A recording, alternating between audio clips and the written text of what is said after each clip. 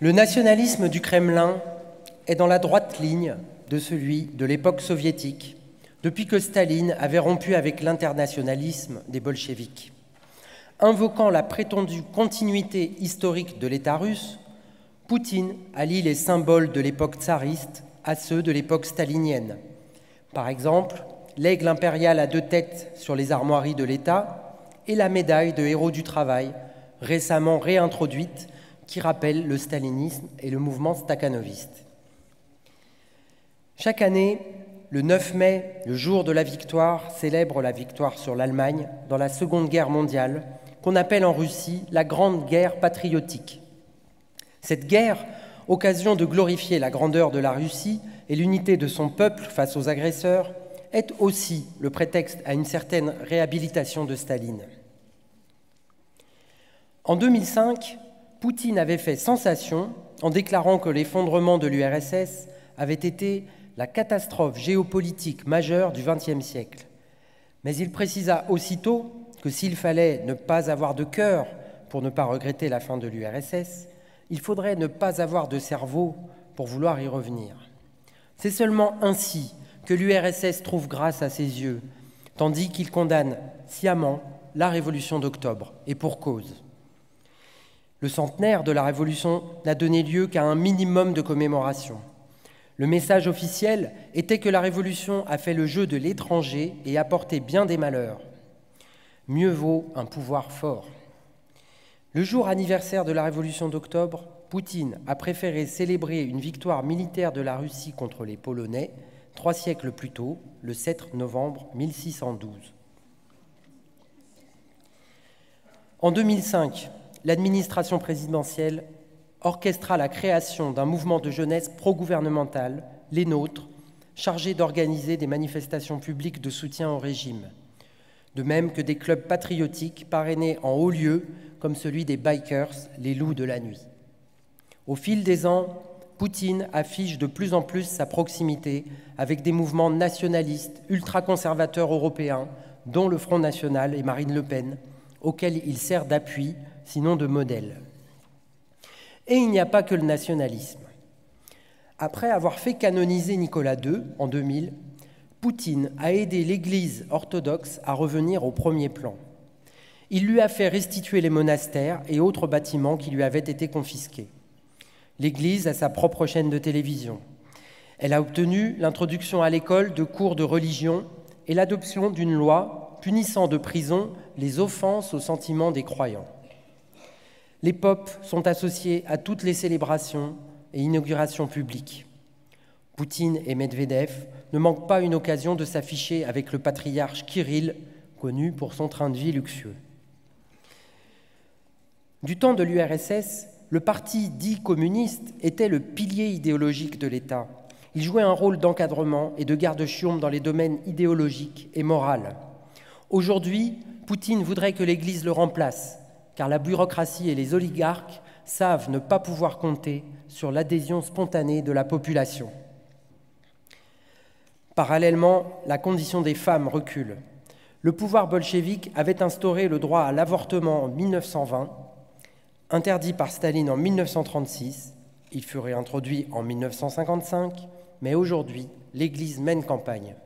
Elle a déjà obtenu qu'avant toute IVG, on fasse écouter aux femmes les battements de cœur d'un fœtus. Et en 2016, des députés ont tenté de faire retirer l'IVG de la liste des soins remboursés. Dans la même veine, en 2017, une loi a réduit la peine encourue pour les violences conjugales à une simple amende. Et quand, l'affaire Weinstein ayant délié les langues, plusieurs femmes, dont la porte-parole du ministre des Affaires étrangères, ont accusé un député de harcèlement sexuel, il a été blanchi par le Parlement et le porte-parole de la présidence a déclaré que les accusatrices de Weinstein étaient des prostituées. Dès 1918, la révolution russe avait aussi dépénalisé l'homosexualité. Staline l'avait à nouveau criminalisé en 1934. 80 ans plus tard, les homosexuels restent particulièrement mal vus. En 2013, la Douma a voté une loi interdisant ce qu'elle appelle la promotion des relations sexuelles non traditionnelles auprès des mineurs. Enfin, dans ce pays qui compte officiellement 194 nationalités, la démagogie raciste s'exprime de plus en plus à tous les niveaux de la société, les dirigeants montrant l'exemple. Cette xénophobie vise surtout les ressortissants d'Asie centrale, tadjiks, ouzbeks, kirghizes, employés aux travaux les plus pénibles. Leurs conditions de séjour et de travail ont été durcies par la loi et quelques pogroms ont même marqué l'actualité. Alors nationalisme et idées réactionnaires pèsent d'autant plus qu'ils sont véhiculés par toute l'opposition, ou presque, y compris par le chouchou des médias occidentaux, Navalny, que ceux-ci présentent comme un démocrate parce qu'il ne jure que par la liberté du marché, alors que c'est aussi un ultranationaliste xénophobe. Navalny, juriste et businessman, connu comme blogueur, s'est fait une spécialité de dénoncer la corruption. Son slogan, qui stigmatise Russie unie comme le parti des voleurs et des escrocs, a eu du succès. C'est lui qui a dévoilé l'immense fortune foncière et immobilière de Medvedev. Mais c'est lui aussi qui, en 2007, dans une vidéo, habillé en dentiste, comparait les migrants à des caries. Il a participé pendant des années à la Marche russe, un défilé xénophobe organisé par des groupes fascisants, avant de polir son image pour la rendre plus présentable. Mais lors des dernières élections à la mairie de Moscou, il fut encore à l'initiative d'une pétition nationale pour qu'on expulse les ressortissants des ex-républiques soviétiques séjournant sans permis de travail.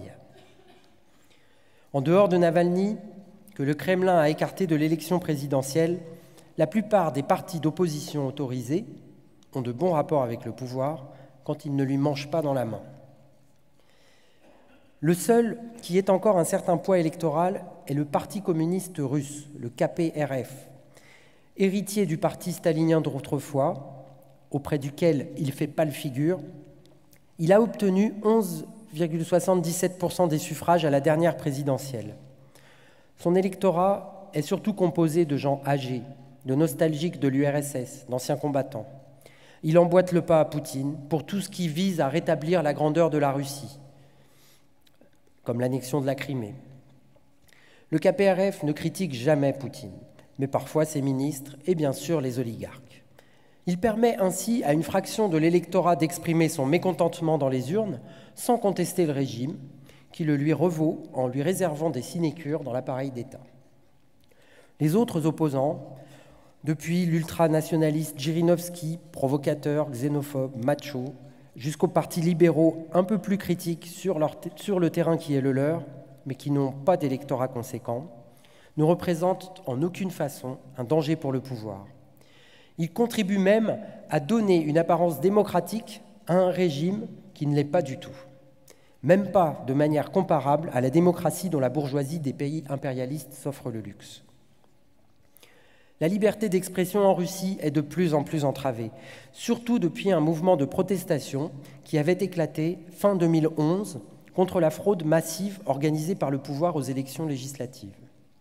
Plusieurs dizaines de milliers de manifestants, essentiellement des petits bourgeois, avaient alors envahi les rues en conspuant Poutine. À partir de ce moment, ce dernier n'essaya plus de trouver des terrains d'entente avec l'intelligentsia. Il n'était pas question d'entrouvrir la porte à une contestation dont nul ne savait où elle pourrait s'arrêter, ni, surtout, si elle ne risquait pas d'entraîner d'autres couches sociales, dont la classe ouvrière, sur un tout autre terrain. Au lendemain de la présidentielle de mai 2012, quand Poutine retrouva son fauteuil de président, le mouvement fut réprimé et certains de ses leaders jetés en prison. Le droit de manifester fut maintenu, mais les autorités peuvent désormais invoquer le trouble à l'ordre public pour l'entraver. En février 2014, la peine pour des récidivistes participant à des manifestations non autorisées a été portée à 5 ans de prison et 1 million de roubles d'amende, environ 14 000 €. Heureusement, cela n'a pas empêché de nouvelles manifestations, au printemps 2017, où cette fois participèrent non seulement des petits bourgeois, mais beaucoup de jeunes, y compris des lycéens, et même une minorité de travailleurs. Le gouvernement surveille Internet de près, les Russes étant parmi les plus connectés aux réseaux sociaux dans le monde. Un internaute a écopé de 2 ans de colonie pénitentiaire pour avoir insulté un fonctionnaire sur un réseau social. Un autre pour avoir critiqué les bombardements russes en Syrie. Un troisième pour avoir partagé des articles pro-ukrainiens. Récemment, le gouvernement a essayé d'interdire la messagerie Telegram, suscitant de nombreuses protestations. Les principaux médias sont entre les mains du pouvoir et les rares journalistes qui veulent enquêter de façon indépendante prennent des risques. Le journal d'Anna Politkovskaya, Novaya Gazeta, compte ainsi 6 journalistes assassinés depuis 2000. Les militants associatifs, écologistes ou autres s'exposent aussi au danger. Depuis 2012, on parle d'eux comme d'une 5e colonne, prête à trahir la patrie.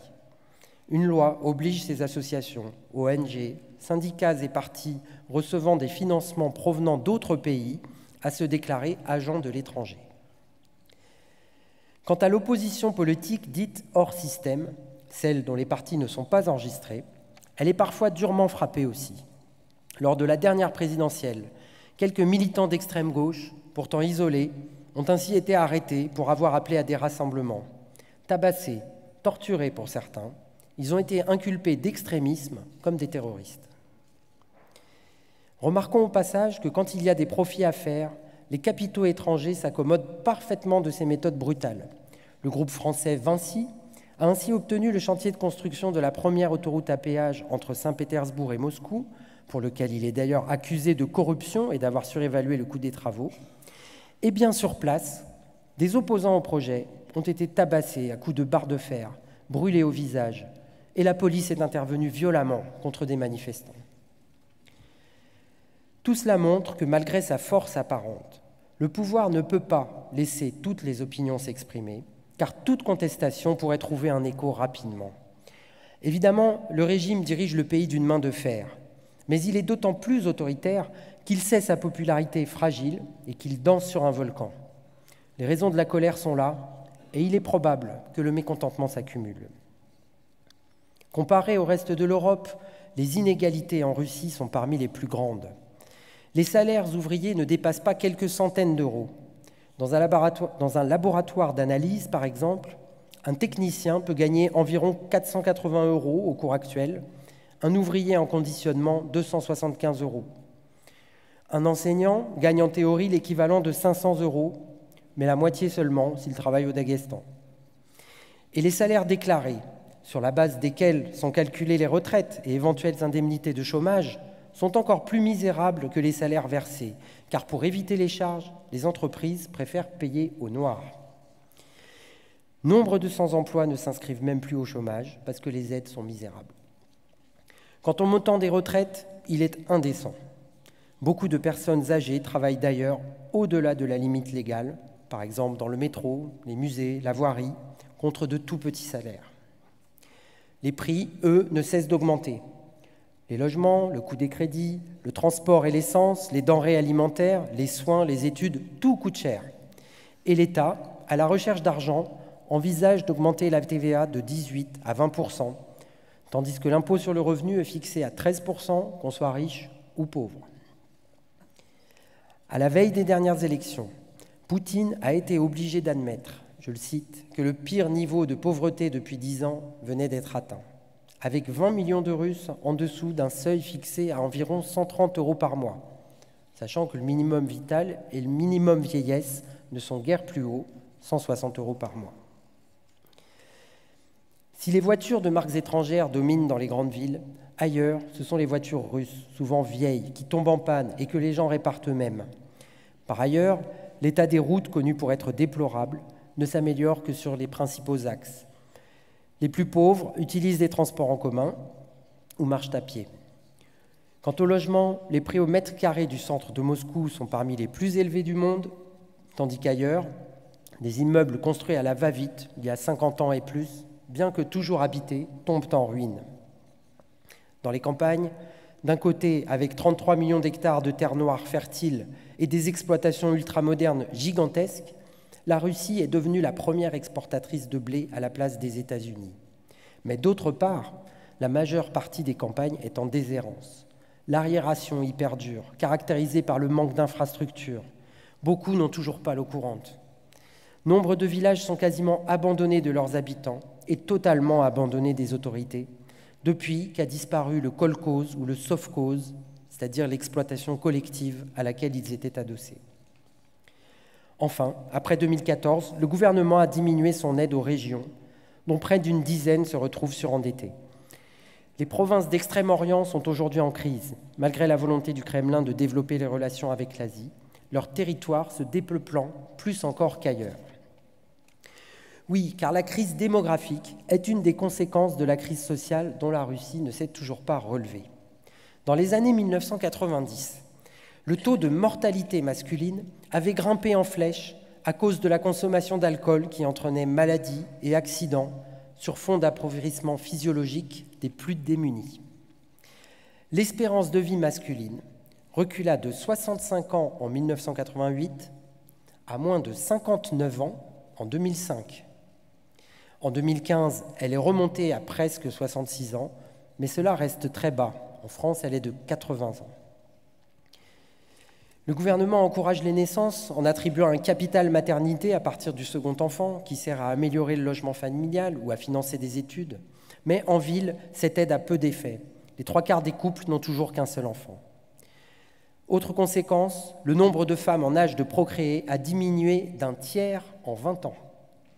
Résultat, la Russie pourrait perdre 10 millions de travailleurs actifs d'ici 2025. Poutine en profite pour dire qu'il faut accroître la productivité du travail. Et par ailleurs, il vient d'annoncer l'allongement du départ en retraite, pas plus tard qu'hier, espérant sans doute faire passer la pilule avec le mondial de foot. Et tenez-vous bien, jusqu'ici demeuré aux normes soviétiques, l'âge de la retraite passera progressivement de 60 à 65 ans pour les hommes et de 55 ans à 63 ans pour les femmes. D'ici 10 ou 15 ans, rien de moins. Pour en revenir à la crise démographique, seuls les flux migratoires ont limité l'effondrement. Entre 2002 et 2010, date du dernier recensement, la population avait globalement diminué d'un peu plus de 2 millions de personnes, mais sans immigration, cette baisse aurait dépassé les 5 millions. La Russie, qui attire les travailleurs des États voisins plus pauvres, en a donc absolument besoin. Et gageons d'ailleurs que quand la classe ouvrière retrouvera le chemin des luttes, cette présence massive de travailleurs immigrés sera une force pour elle, peut-être même un atout pour que ces luttes s'étendent aux pays voisins.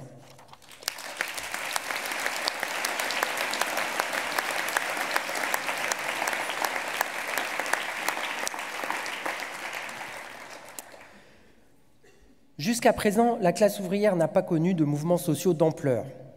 Comme partout, elle souffre du recul de la conscience politique et du manque de confiance en ses forces. Il y a toutefois des grèves, souvent pour les salaires, bien que les médias en parlent peu. En 2015, par exemple, il y avait eu une grève dans une usine de briques de la région de Toula, au sud de Moscou, où les travailleurs, comme dans les années 90, ne touchaient plus leur salaire, mais étaient payés avec les briques qu'ils fabriquaient, à charge pour eux de les vendre. Il y a eu aussi des grèves, notamment dans l'automobile, pour obtenir des contrats collectifs garantissant de meilleures conditions, ou encore une grève des camionneurs en 2015-2016, menaçant de converger vers Moscou pour protester contre l'instauration d'une nouvelle taxe, alors que leur situation était déjà très précaire. Il y a également des mobilisations populaires. En ce moment, des manifestations ont lieu dans la région de Moscou pour protester contre la prolifération de décharges sauvages où la capitale déverse ses ordures. Le scandale a éclaté à Volokolamsk, à 100 km de Moscou, quand des effluves toxiques ont provoqué l'hospitalisation de 50 écoliers. La télévision ayant montré la colère des habitants, Poutine a promis de régler le problème. Mais il ne l'a que déplacé en délocalisant les décharges. Résultat, aujourd'hui le mouvement fait tache d'huile. Depuis plusieurs années, des protestations s'élèvent contre la démolition du système de santé. Le terme n'est pas trop fort. Entre 300 et 400 hôpitaux ferment chaque année. D'après des statistiques officielles, entre 2000 et 2016, leur nombre a diminué de moitié, retombant au niveau où il était en 1932. Les cliniques privées et les services payants dans les hôpitaux se multiplient pour ceux qui peuvent se les payer. Dans la région de Chita, non loin du lac Baïkal, des centaines de médecins ont menacé de démissionner. Dans celle de Moscou, plusieurs mouvements de grève ont eu lieu. Le même mécontentement s'exprime également dans l'éducation, où les budgets sont en diminution constante. Alors, on l'a déjà évoqué à propos des usines de Togliatti, le pouvoir redoute une explosion qui se généraliserait à travers le pays. Car il y a déjà eu des coups de colère, limités certes lors de l'effondrement de l'URSS et plus récemment après la crise de 2008. À l'époque, Poutine s'était livré à une véritable mise en scène. La fermeture de la cimenterie et de la centrale thermique de Pikalevo, principal employeur de cette petite monoville d'époque soviétique, c'est-à-dire une ville construite autour du conglomérat, avait provoqué des manifestations retentissantes et Poutine avait convoqué les patrons, dont l'oligarque Deripaska, alors 9e fortune mondiale, pour les apostropher devant les caméras de télévision débarquées avec lui. Vous avez pris ces gens en otage, des milliers de gens, avec votre ambition, votre incompétence, votre pure avidité. C'est absolument inacceptable. Si vous, propriétaires, n'acceptez pas un accord, cette usine redémarrera d'une manière ou d'une autre, avec ou sans vous. Et il avait obligé Deripaska à signer immédiatement un protocole d'accord. Plus récemment, le gouvernement est venu au secours du trust Rusal, propriété de ce même Deripaska, en le renflouant après la chute brutale de ses actions dues aux dernières sanctions américaines. Alors c'est un cadeau aux milliardaires, évidemment, mais c'est aussi le moyen d'éviter l'effondrement d'un trust qui emploie des dizaines de milliers de travailleurs.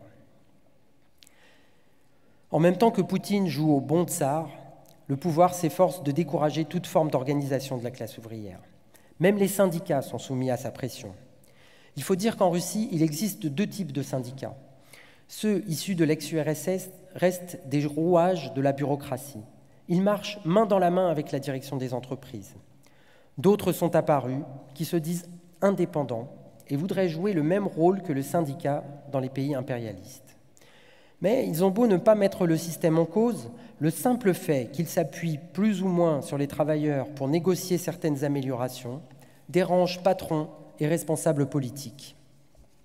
Ainsi, le MPRA, un syndicat de l'automobile présent à Saint-Pétersbourg, Kalouga et dans les usines de Renault Avtovaz à Togliatti, syndicat de taille pourtant modeste, a dû faire preuve de combativité pour se faire même reconnaître légalement en menant quelques grèves retentissantes.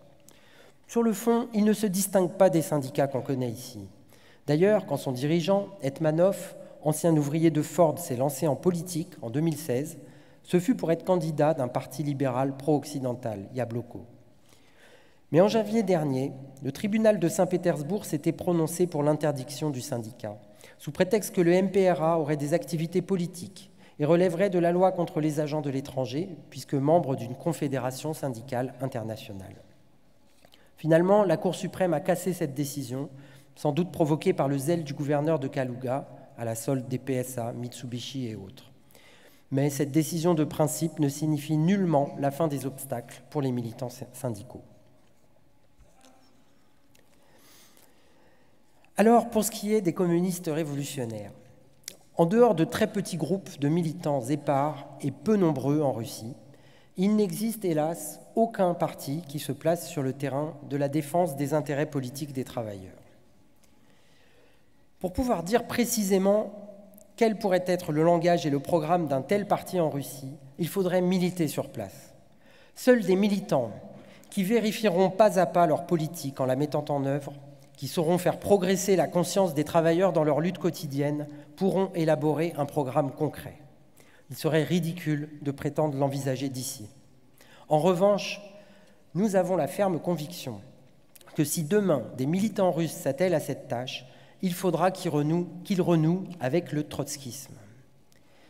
Car tandis que bien des révolutionnaires, écrasés et démoralisés par le poids social et politique de la bureaucratie, capitulaient devant le stalinisme, les trotskistes furent les seuls à lui disputer la direction de la classe ouvrière et de l'État ouvrier. Ils le firent d'abord dans le parti bolchevique, puis, même après en avoir été exclus, en recréant une organisation clandestine à l'échelle de l'URSS. Et en même temps, ils furent partie prenante de la construction de la société soviétique, défendant becs et ongles l'étatisation et la planification de l'économie qui étaient les acquis du prolétariat et un point d'appui dans le combat pour la révolution mondiale. Même s'ils finirent par perdre ce combat, ils transmirent aux générations suivantes leur capital politique, donc celui de la génération révolutionnaire d'octobre. Ils transmirent le véritable bolchevisme au lieu de sa version stalinienne frelatée. Par la suite...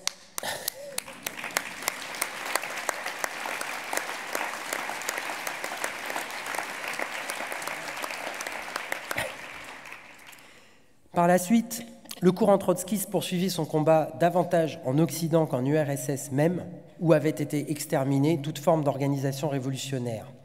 De ce fait, aujourd'hui, il est peut-être plus difficile en Russie qu'ici de renouer avec le passé. Mais on ne reconstruira pas le mouvement ouvrier communiste sans s'inscrire dans cette filiation, ni là-bas, ni ailleurs.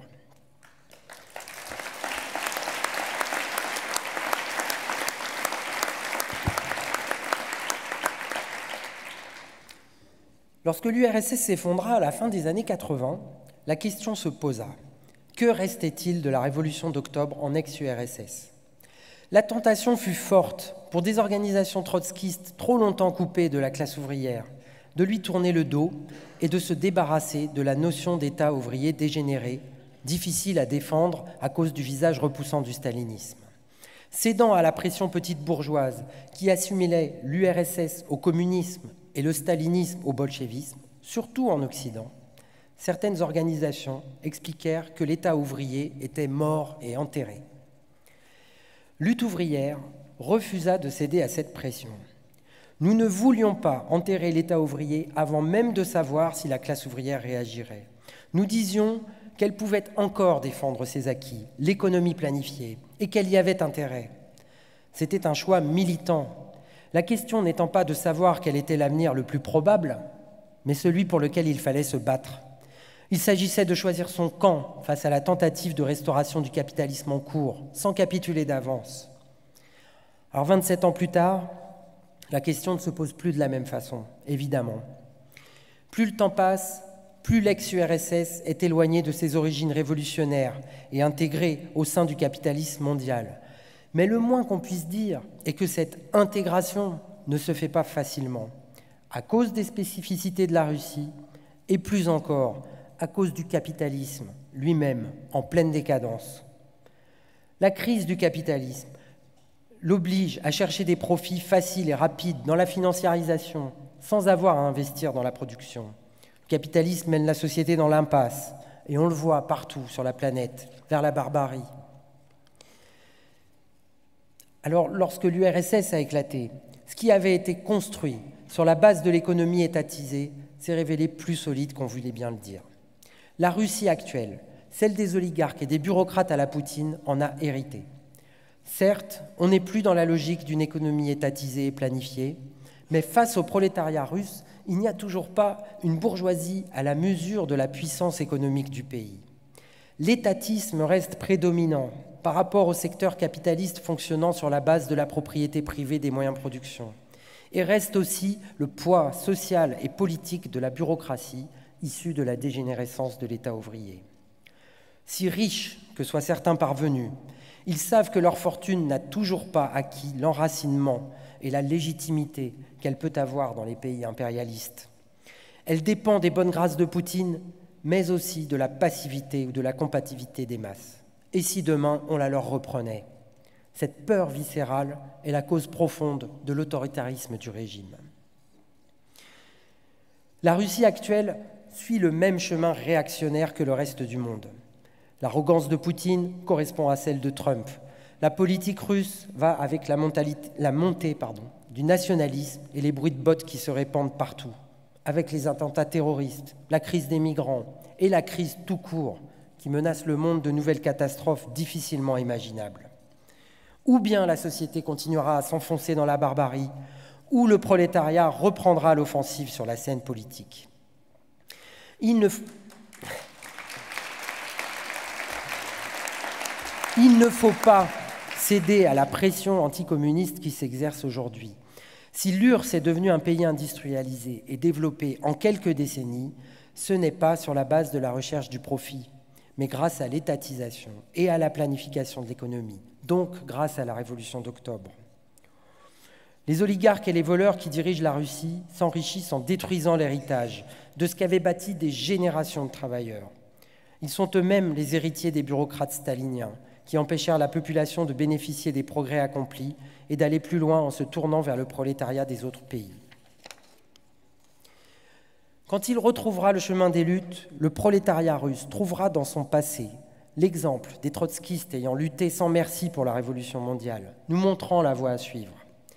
Et il n'aura peut-être toujours pas en face de lui une bourgeoisie puissante, mais une bureaucratie et une oligarchie qui n'ont ni l'assise ni l'assurance sociale propre aux capitalistes américains, français, allemands et autres. Cependant, la lutte du prolétariat contre la bourgeoisie dépasse le cadre de la Russie, comme de n'importe quel autre pays pris isolément. À leur époque déjà, les bolcheviks ne concevaient pas la révolution russe autrement que comme un chaînon de la révolution mondiale. En mars 1918, Lénine déclarait au congrès du parti « Il ne fait aucun doute que la victoire finale de notre révolution serait impensable si nous devions rester isolés, s'il ne devait y avoir aucun mouvement révolutionnaire dans d'autres pays. Face à toutes les difficultés, notre salut réside dans la révolution de l'Europe entière. » Et les bolcheviks firent tout pour aider la révolution à s'étendre. Eh bien, aujourd'hui encore, l'avenir de la Russie est subordonné au rapport de force entre le prolétariat et la bourgeoisie dans le monde entier. En tant que révolutionnaires, nous devons, partout où nous militons, faire renaître la conscience de classe et l'organisation politique qui manquent à la classe ouvrière. Chaque progrès dans ce sens, chaque succès de la lutte du prolétariat dans un pays rejaillira sur les autres.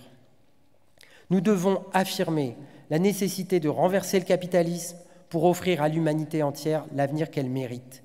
Il faut que renaisse le mouvement communiste révolutionnaire avec des partis dans tous les pays. En Russie, comme ici, il faut que le prolétariat retrouve sa combativité et surtout la conscience que face au capitalisme décadent, il représente l'avenir de la société.